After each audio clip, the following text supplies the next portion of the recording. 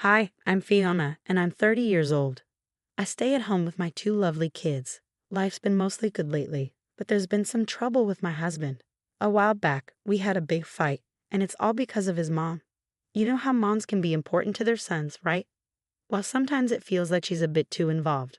My husband is what you might call a mama's boy, and it can be tough to deal with sometimes. Our argument went like this. Fiona, can you come here for a minute?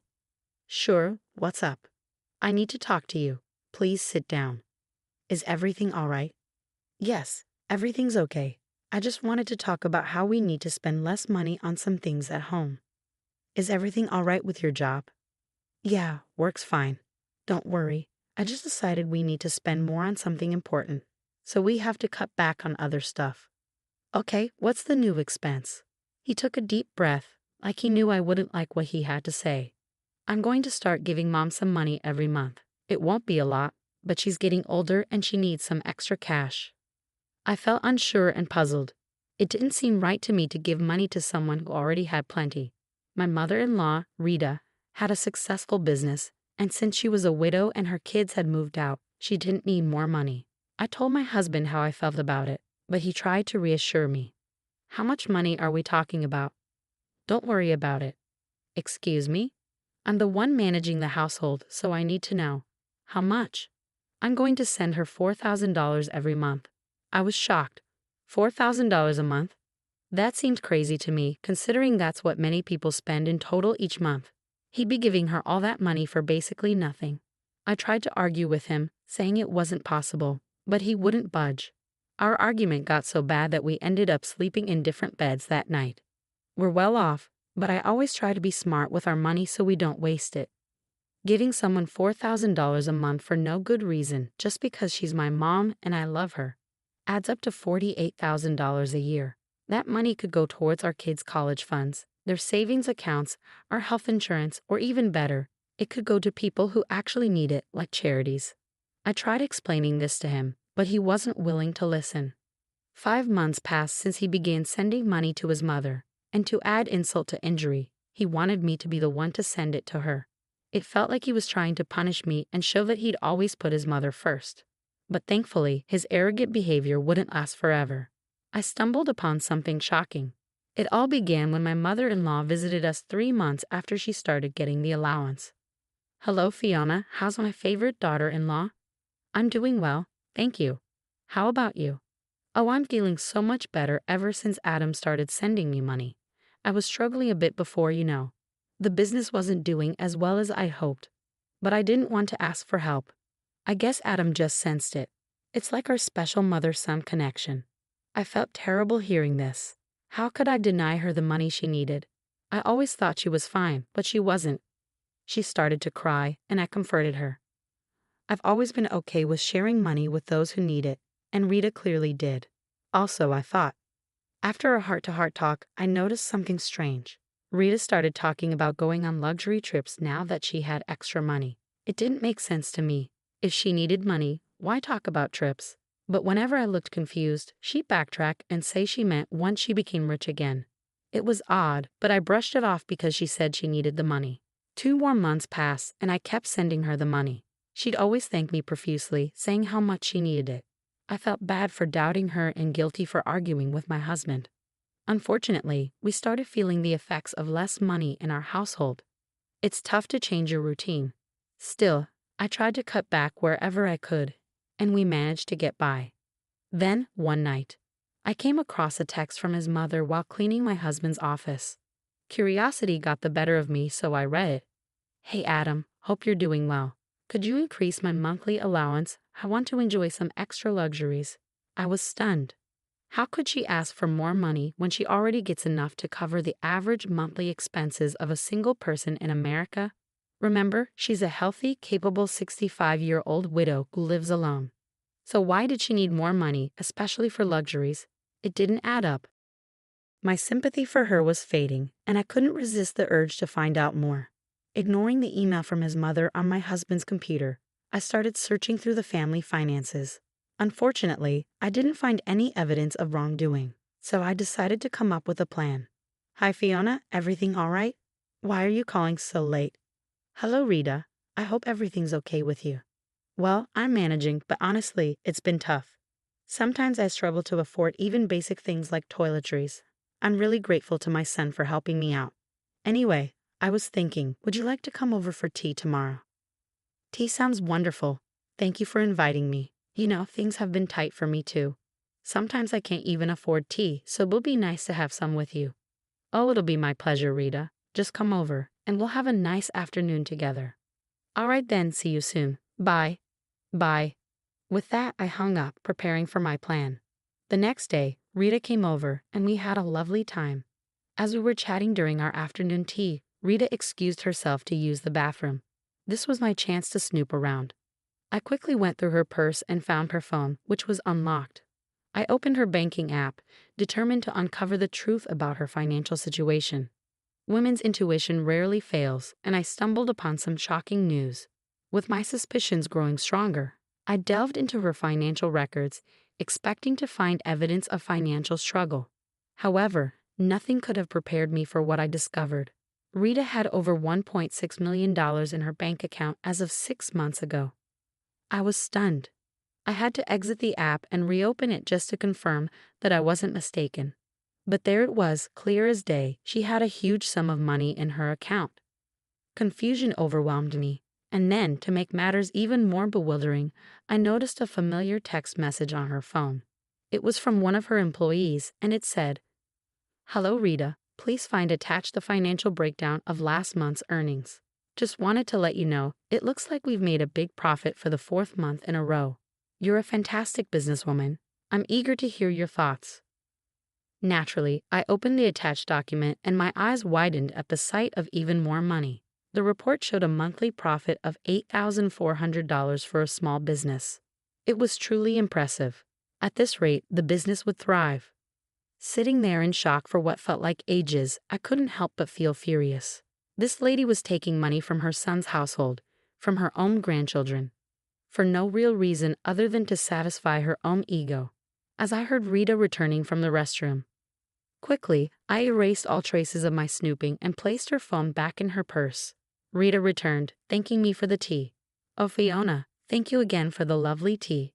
You know, as an old lady, it's tough to manage, especially when you're already struggling. Lately, things have been really hard for me, dear, and I'm so grateful for you and your husband's help. Say, could I ask you for something, if it's not too much trouble?" "Of course. What do you need?" "We're just happy to help. But may I ask, is it possible for me to get some more money, maybe an increase to $6,000 a month?" Let me tell you, it took every ounce of self-control not to explode and lash out at this woman for all the nonsense she was putting me through. I gritted my teeth and responded, "I understand your struggles since you're clearly going through a tough time. It's not like you're a millionaire or anything." She froze for a moment, a subtle reaction that I might have missed if I didn't know what I knew. But because I was aware, I caught it. Luckily for her, she quickly recovered. "Oh no, of course not. If I were, I wouldn't be asking you, darling. So what do you say?" "Unfortunately, I don't think we can manage an extra $2,000. As soon as I said this, Rita's smile faded, replaced by what seemed like irritation. She pressed her lips together, clearly frustrated. "Oh, that's all right, no problem. Well, I have to leave now, so let's catch up again soon." She left in a hurry, almost as if she had just been rejected by a lover and wanted to escape to avoid embarrassment. Now, knowing she was a liar and a thief, any sympathy I had for her vanished. I debated whether to tell my husband what I found, but I decided against it. He needed to see her true colors for himself, especially after he criticized me so harshly. It was a painful lesson he needed to learn on his own. A couple of days passed, and it was time to send my mother-in-law her monthly allowance of $4,000. Despite having the money from my husband, I chose not to. I wanted her to feel the shock and disappointment when the money didn't arrive later that day. It would be a wake-up call she sorely needed. Just as I anticipated, my husband called me a couple of hours later. "What's going on?" "What do you mean? Why are you upset?" "Don't play dumb, Fiona. I know what you're up to. Why haven't you sent Mom the allowance? I'm getting tired of your games. You won't believe what I found out. There's a reason behind what I'm doing. Listen, I understand you care about your mom. I'm sorry if you feel I don't appreciate that, but you need to hear me out. You don't even earn a dime to have a say in how we spend our money. It's my money and I'll decide what to do with it. So when I say send money, you do it. You're just a housewife. Remember that." His words shattered my heart. How could he talk to me like that? I was stunned. All the anger I'd bottled up for so long suddenly erupted. So I decided to fire back. "You know what your problem is? You don't appreciate me. You think being a housewife and mom is a breeze. Well, let's see how easy it is without me. I'm not sticking around to be treated like this. But before I go, check your mother's bank account. Don't bother calling me until you've done that. Have a nice evening." "Fiona, wait, I didn't mean." I hung up. I was fed up with being treated like dirt. Sometimes life throws challenges our way to remind us to take a break. I've been working so hard, and it's all taken for granted. Let's see how he manages without me, especially when he finds out his mom's a liar and a thief. I sent him the pictures I took of his mom's bank account while I was investigating. Then I switched my phone to do not disturb mode. I packed bags for me and the kids and checked into a nearby hotel, not wanting to disrupt their school routine. They asked why we were staying in a hotel, and to spare them unnecessary worry, I told them our house was being fumigated, so we needed to stay here for a while. I said Daddy would stay in another hotel. I couldn't bear to burden my sweet angels with the truth. They didn't need to suffer when I was already struggling. I needed to heal for them first. Even with my phone on Do Not Disturb, messages flooded my inbox from both my mother-in-law and my husband. But I was too drained to deal with it all, so I spent the night relaxing and playing with my children. Morning came, and I was woken up by a phone call. "Hello, Miss Fiona. There's someone named Adam here who'd like to meet you. We have to confirm if you know each other for safety reasons." "Yes, I know him. He's my husband. You can let him know my room number." Adam arrived at my door, and I opened it. He immediately hugged me tightly, squeezing me tightly. "Oh my gosh, I'm so sorry for everything. I saw the evidence you sent me, and you were right not to give her any more money." He began to cry in my arms, and I comforted him. I invited him into the room, and we started talking. "Darling, I'm so sorry for everything. I'm glad you realized what was going on. Can you tell me what happened?" Just then, my mother-in-law called. I decided to answer it. "Hello. How dare you invade my privacy like that? I could sue you, you know." "Do you even need the money? How dare you try to ruin my reputation in front of my son? It doesn't matter. He loves me, and he'll do whatever it takes to make me happy. You think he'll stop sending me money? Ha, you must be delusional. You think he'll listen to a mere housewife? You're sorely mistaken. Yes, I have money. I always had money since my husband passed away. I just like to control Adam sometimes so he doesn't get too arrogant. He needs to remember that mommy comes first." The voice on the phone wasn't my mother-in-law's.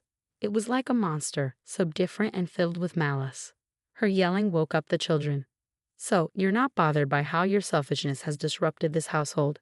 You don't care that Adam and I have been arguing because of your actions. You don't even care that you've been stealing from your own son and grandchildren. Oh, come on, you two are headed for divorce anyway. I can't wait for that. They'll come home to me eventually. And as for those kids, well, I guess I don't really care." "Mom, that's incredibly cruel."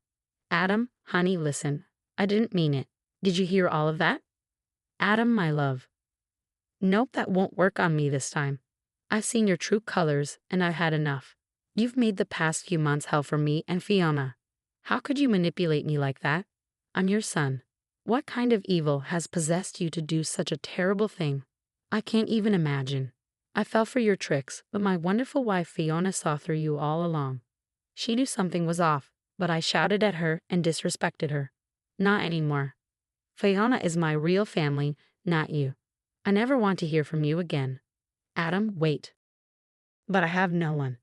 Maybe that's how it should be. Click. Adam ended the call, and though he was upset, I could see a sense of relief in him. He'd been manipulated like this his whole life. Realizing that must have been a heavy burden, but it was lifted now. For the rest of the day, Adam apologized to me and the kids for his behavior and distance. He admitted he couldn't even survive one night without me. He's realized his mistakes and promised not to repeat them. And as for his mother, he meant it when he said he didn't want to hear from her again. She kept trying to call, but he always declined. She'd made her bed, and now she had to lie in it.